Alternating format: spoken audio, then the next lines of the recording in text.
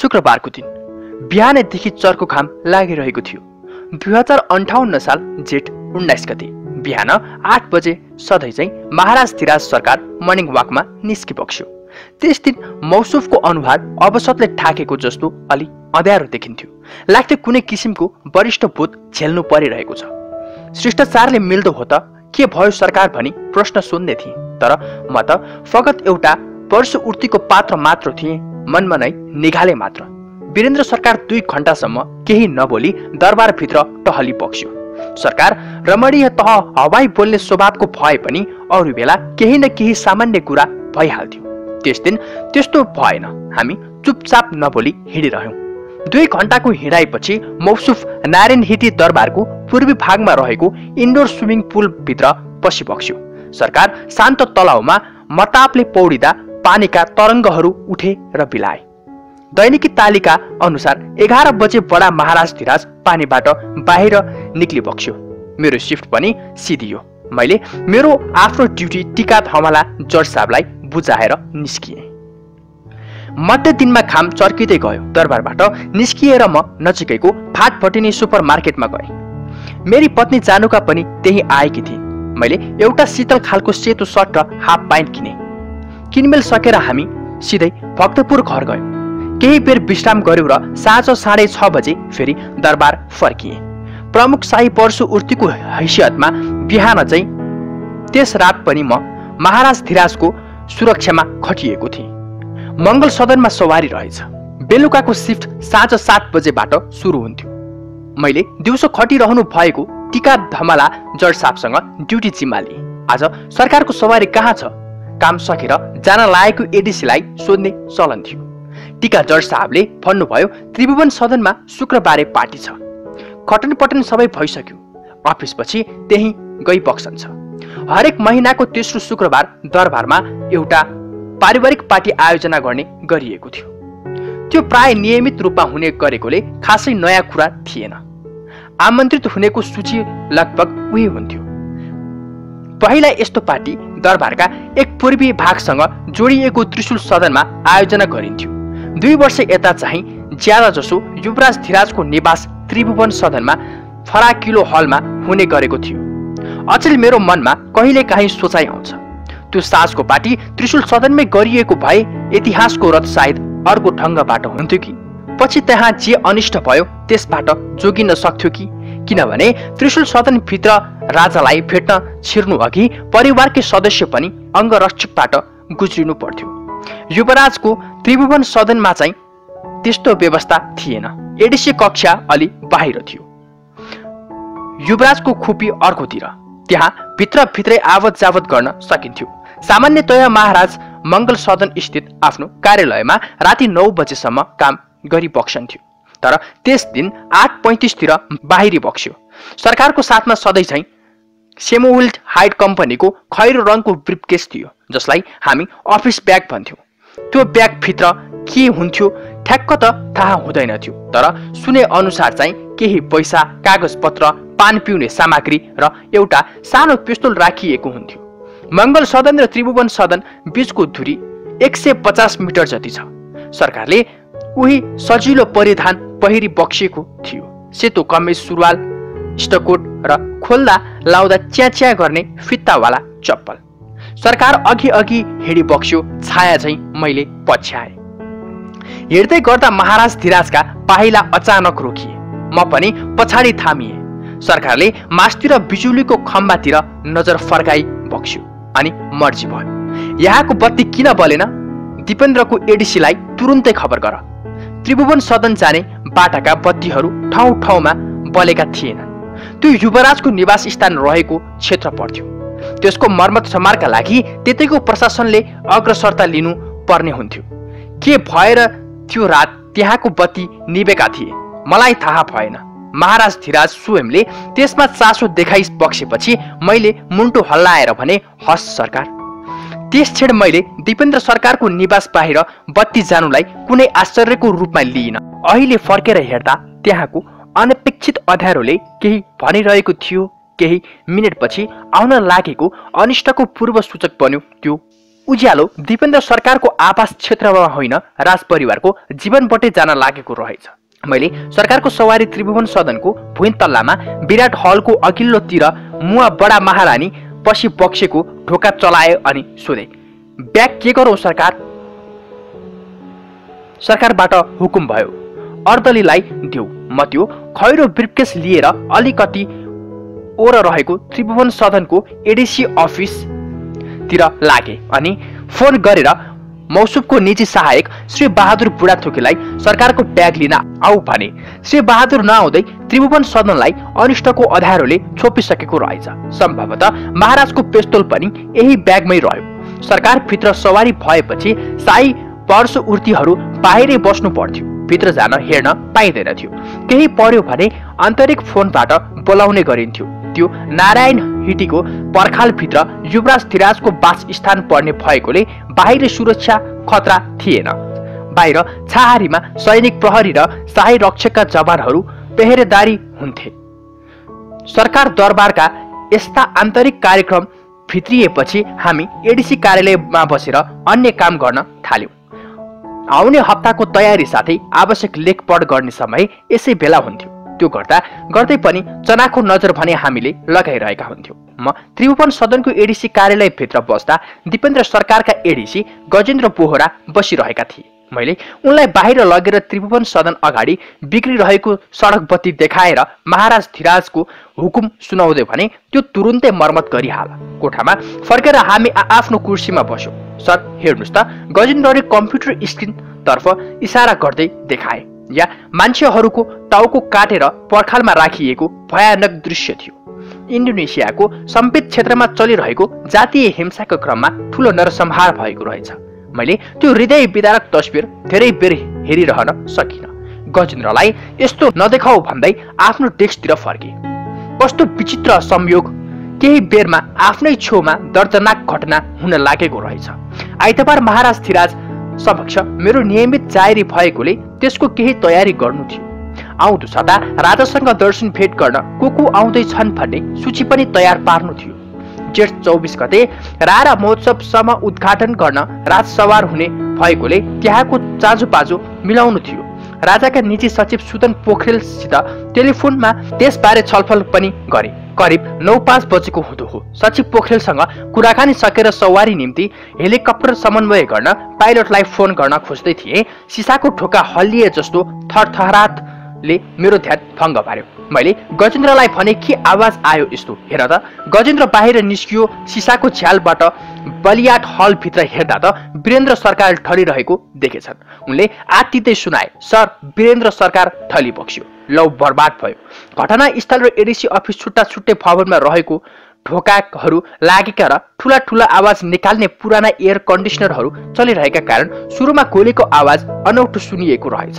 गजेन्द्रले ढोका खोल्न साथ स्वचलित बन्दुकको परर आवाज प्रष्टै सुनियो। गन ल्याऊ, मैले चिच्याउँदै गजेन्द्रलाई भने। हामीसँग पिस्तोल मात्र थिए। एउटा MP5 सब मेसिन गन बाहिर दिपेन्द्र सरकारको गार्डनमा थियो। युवराज अफसर एक्सक्युटिङ बिना बाहिर फेर निस्किने हुनाले मौसुफको मोटरमा त्यो राख्ने गरिएको थियो। गजेन्द्रलाई त्यो हतियार झिक्न पठाएको उनी त्यता नगई सपोर्ट खोज्न सेनाको ब्यारेकतिर लागेछन्। गजेन्द्रले सुरुमा ढोका खोल्दा गोलीसँगै डाक्टर चाँडै बोलाऊ भन्ने स्त्री स्वर सुनिएका थिए। यसरी चिच्याउने मानिस सम्भवतः बडा महारानी होई बक्सन्थ्यो। मैले शाही चिकित्सक खगेन्द्र बहादुर श्रेष्ठलाई मोबाइलबाट SOS कल गर्न खोजे। सम्पर्क भएन अनि तुरुन्तै एन्टिक्रमको विन्डेज बटनमा थिचेर फाइटिङ फोर्सलाई खबर गरे। त्रिभुवन सदनमा गोली चल्यो। तुरुन्तै सपोर्ट पठाऊ। छाया रक्षक सैनिकको ब्यारेक त्रिभुवन सदनबाट करिब 500 मिटरको दूरीमा थियो। सपोर्ट पठाऊ भनेर म जवाब समेत नपर्खी बाहिरतिर निस्किएँ। स्वचालित हतियार नियन्त्रण गर्न स्वचालित हतियार नै चाहिन्थ्यो, तर गजेन्द्रले अटोमेटिक हतियार ल्याउलान् भनेर पर्खिरहने समय थिएन। म आफ्नो हेयर स्ट्रेमा रहेको पिस्तोल निकाल्दै विराट हलतिर दुगुर्दै जाँदा झ्यालबाट मेरो आँखा हलभित्र सरर पुग्यो। मान्छे पुरै लडेर सोतर भएका देखे। बलिया टेबल नजिक वीरेन्द्र सरकारको शरीर समातेर पूर्व अधि राजकुमार धीरेन्द्रका ज्वाइँ डाक्टर रादीप शाही बस्नु भएको थियो। त्यहाँ छिर्ने एउटै मात्र ढोका पूर्वतिर थियो। प्यासेजपट्टि अलिअलि घुमेर जानु पर्थ्यो। म दगुर्दै भित्र पुग्दा केही क्षण अघि मात्र देखिएका डाक्टर साई त्यही हुनुहुन्थ्यो। त्यति बेला हलको बाहिरपट्टि गोली चल्दै थियो। भए भर्का मानिस भुइँमा लडेका देखे। त्यो रगतम्बे माहौलमा सुरुमा त तिरिमिरी भयो, तर तत्कालै आफूलाई सम्हालेर कसलाई के भयो भनेर सोच्ने हेर्ने समय थिएन। एक सेकेन्डको महत्त्व थियो। मेरो ध्यान बडा महाराज धीराजतिरै केन्द्रित थियो। लडेको मानिसलाई नाक्दै म सरकार भएको ठाउँमा पुगेँ। सरकारलाई गोली लागेको प्रश्न भइसकेको थियो। बलिया टेबल नजिक भुइँमा ढलेका राजालाई कसरी बाहिर निकाल्ने र अस्पताल लैजाने भन्ने मेरो लागि चुनौती थियो। अङ्गरक्षकको सिद्धान्त अनुसार आपतकालीन अवस्थामा भिआइपीहरूलाई सुरक्षा स्थानमा लगिहाल्ने पहिलो कर्तव्य हो। गोली नलागेको भए बहुसुफलाई म आक्रमणकारीबाट जोगाएर महाराजगञ्जतिर भैरवनाथ वनमा लैजान्थे होला। त्यो मैले काम गरिसकेको कमान्डो किल्ला हो। हतियार छिर्न सक्दैन थियो, तर महाराजलाई गोली लागिसकेको अवस्थामा हतियाराको खोजीमा दगुड्नु भन्दा जति सक्दो अस्पताल लैजानु मेरो कर्तव्य रह्यो। मैले हातको पिस्तोल फटाफट हेड स्ट्रेमा राखेर हतार महाराजलाई बोक्न खोजे। एक्लैले जतन साथ उचाल्न र बाहिर मोटरसम्म पुर्याउन सम्भव देखिएन। बलियाठ हल बाहिर बगैँचा छ, त्यहाँबाट गोलीको आवाज आइरहेको थियो। गोली कसले चलाएको हो मैले देखिन। यो संहार कसले गरिरहेको हो त्यो पनि थाहा थिएन। गोली हान्ने एकजना हो कि धेरैजना त्यो पनि प्रश्न थिएन। महाराज धीराजलाई ढोकाबाट निकाल्दा हतियारसँग जम्का फेट हुन सक्ने र थप क्षति हुन सक्ने सम्भावना थियो।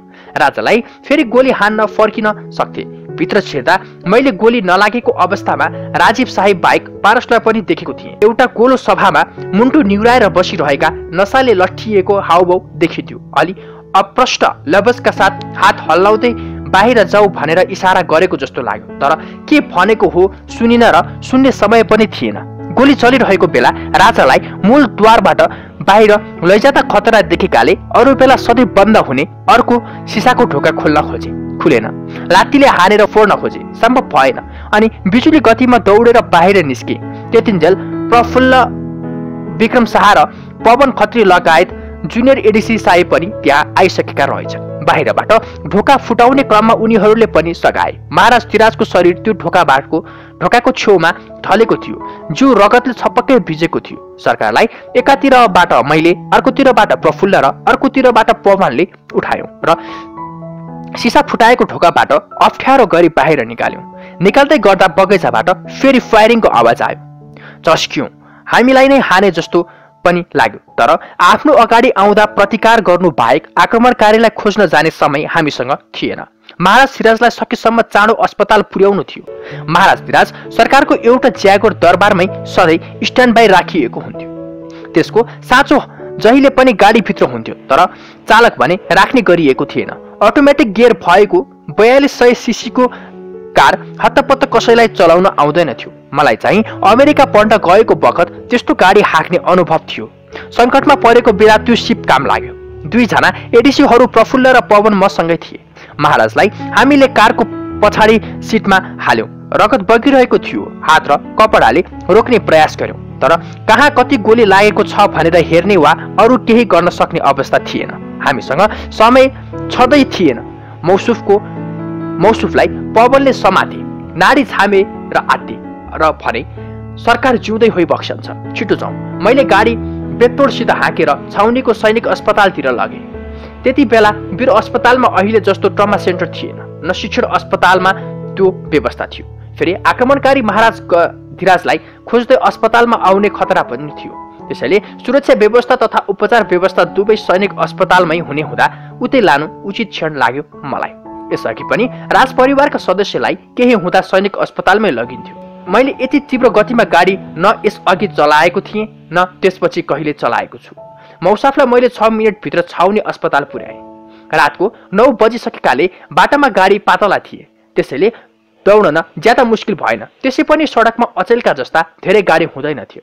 लगातार हर्न बजाउनुका साथै दुईजना एडिसीले झ्यालबाट मुन्टो निकालेर बाटो छोड भन्दै कराइरहेका थिए। यो भन्दा ठुलो सङ्कट के हुन सक्थ्यो र? हामी आत्तेका थियौँ, तर सन्तुलन घुमाइसकेका थिएनौँ। बाटोमा जाँदासम्म मलाई आशा थियो छिटो अस्पताल पुर्याउन पाए राजालाई बचाउन सकिन्छ। त्यही आशाको तेन्द्रो समात्दै मैले छन्डै गोलीको गतिमा गाडी कुदाइरहेको थिएँ। अमृत शाही क्याम्पस 16 खुट्टे हुँदै बालाजु चोक र त्यहाँबाट वनस्थली पुगेपछि सैनिक अस्पतालतिर जाने बाटो देब्रे छोटो बाटो रोजे। केही खाल्टाखुल्टी भए पनि अस्पताल छिटो पुगिन्थ्यो। ज्यागोर कार क्लियरेन्सको कार भएकाले त्यसको फेद खाल्टाखुल्टीमा फस्रिन्थ्यो। त्यसलाई प्रभाव नगरी मैले सकेको गाडी एकदमै चाँडो चलाइरहे। केही पर एउटा ट्रक बिस्तारै कुदिरहेको देखिन्थ्यो। मैले बेसरी हर्न बजाएर एडिसीहरूले उसै गरी बाटो छोड भन्दै कराए। सुने मान्छेहरूले के आपत लागेर कराए भन्ने लागेको थियो होला, तर हामी कराएको सुनेपछि सामान्यतय अटेर बनेर ढसमस्य सडक ओगट्ने ट्रकले हामीलाई तुरुन्तै बाटो छाडिदियो। हामी नारायण नारायण भन्दै भगवानलाई पनि पुकारिरहेका थियौँ। आपत पर्दा मानिस सहारा भनेको देवताको नाम जप्नु जस्तै नै रहेछ। काहीँ बाटो छोड भनेर कराउने, काहीँ भगवानलाई सम्झिने, कहिले डाक्टरलाई फोन गर्ने, कहिले दरबारभित्र कन्ट्रोल रुममा वाकीटुकीबाट कुरा गरी आवश्यक प्रबन्ध मिलाउन र लगाउन, कहिले पछाडिबाट आक्रमण हुन आँटेको छ कि छैन भनेर सतर्क हुँदा हुँदै सैनिक अस्पताल पुग्यौँ। रातको 9:15 जति बजेको थियो। वास्तवमा महाराज धीरजलाई 6 मिनेटभित्र अस्पताल पुर्याउन सकेकोमा सन्तोषको आश फेरेको थिएँ। आशा गरेको थिएँ महाराज धीरजलाई बचाउन सकिन्छ।